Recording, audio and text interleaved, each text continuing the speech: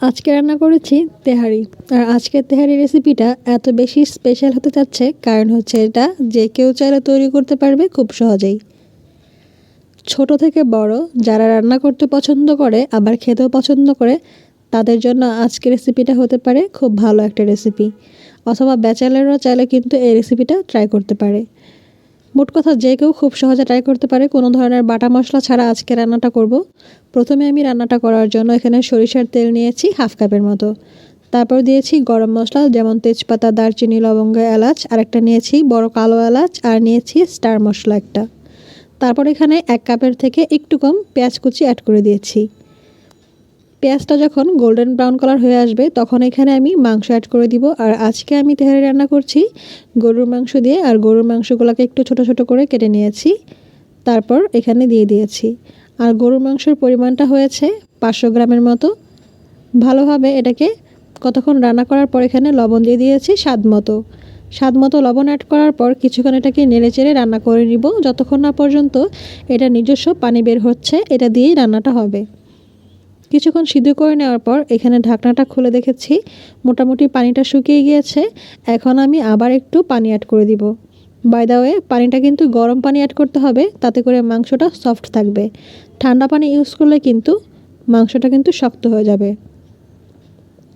আর কিন্তু দেখতে পাচ্ছেন আমি কোনো ধরনের বাটা মশলা বা এক্সট্রা কোনো মশলা কিন্তু আজকে এখানে ইউজ করছি না। রাঁধুনি তেহারির মশলাটা যেটা নিয়েছি সেটা থেকে আমি হাফ প্যাকেটের পুরো হাফ অংশ এখানে দিয়ে দিয়েছি। 1 প্যাকেট দিয়ে যেহেতু 1 কেজি চাল রান্না করা যায়, আজকে আমি হাফ কেজি চাল রান্না করব, তাই প্যাকেট থেকে হাফ প্যাকেট এখানে আমি ইউজ করেছি। এখন এখানে দিয়ে দেবো টক দই 3 টেবিল চামচের মতো। আর টক দইটা কিন্তু আমার বাসাতেই তৈরি করা, আপনারা চাইলে কিন্তু এখানে লেবুর রসটাও ইউজ করতে পারেন যদি টক দইটা না থাকে। টক দই দিয়ে খুব ভালোভাবে কিছুক্ষণ রান্না করে নিয়েছি। তারপর এখানে আমি দিয়ে দিচ্ছি 1 টেবিল চামচের মতো পাউডার মিল্ক। আর এতে করে কিন্তু টেস্টটা কিন্তু খুব ভালো আসে আমার কাছে মনে হয়। আজকে আমি এমন ইনগ্রিডিয়েন্টস দিচ্ছি যেটা খুব সহজেই আপনারা পেয়ে যাবেন এবং কোনো ধরনের ঝামেলা ছাড়া রান্নাটা করতে পারবেন। টক দই কিন্তু দোকানে পাওয়া যায় যেগুলো, সেগুলো নিয়ে আসলেই হবে। গুঁড়া দুধের প্যাকেট নিয়ে আসলেই হবে। আর তো তেহারির মশলাটা নিয়ে আসলেই হবে। মানে হচ্ছে কোনো ধরনের বাটাবাটি, কোনো ধরনের এক্সট্রা কোনো মশলা ছাড়াই আজকে রান্নাটা পারফেক্টলি কীভাবে রান্না করা যায় সেটাই দেখানো হচ্ছে।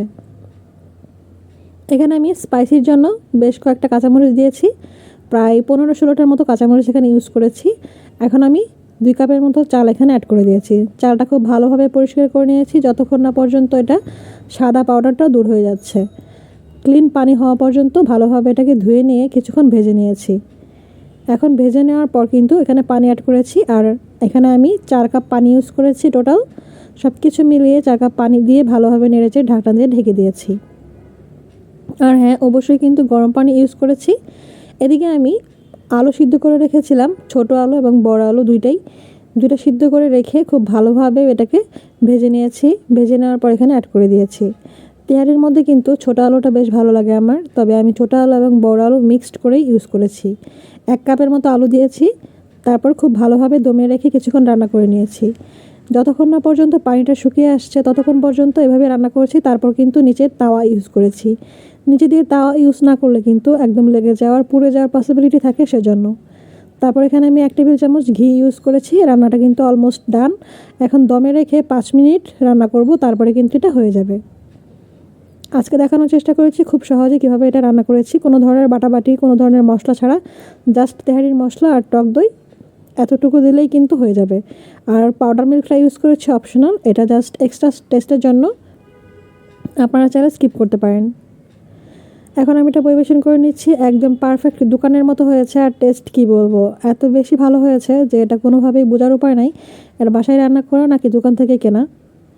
খুব লাইট ওয়েট একটা বিরিয়ানি অথবা তেহারি রান্না করতে চাইলে কিন্তু অল্প মশলায় রান্না করাই ভালো। আপনারা একবার অল্প মশলায় খুব ভালোভাবে এই তেহারিটা রান্না করে দেখুন, অথবা বিরিয়ানি রান্না করে দেখুন, খুব ভালো হবে। যত কম মশলা দিয়ে রান্না করা যায় টেস্টটা কিন্তু তত ভালো আসে। আপনারা একবার এভাবে রান্না করেই দেখুন, বুঝতে পারবেন ব্যাপারটা।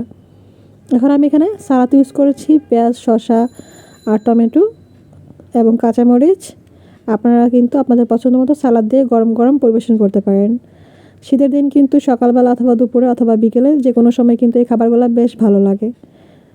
আশা করছি আপনারা আজকের রেসিপিটি এনজয় করেছেন। ভালো লাগলে এরকম নতুন নতুন রেসিপি পাওয়ার জন্য চ্যানেলটি সাবস্ক্রাইব করে রাখতে পারেন। যারা অলরেডি সাবস্ক্রাইব করে ফেলেছেন তাদেরকে অসংখ্য ধন্যবাদ। আর যদি জানার থাকে কোনো কিছু তাহলে কমেন্টস করে জানাতে পারেন। আজকে এখানে বিদায় নিচ্ছি, দেখা হবে নতুন কোনো রেসিপির সাথে। আল্লাহ হাফেজ।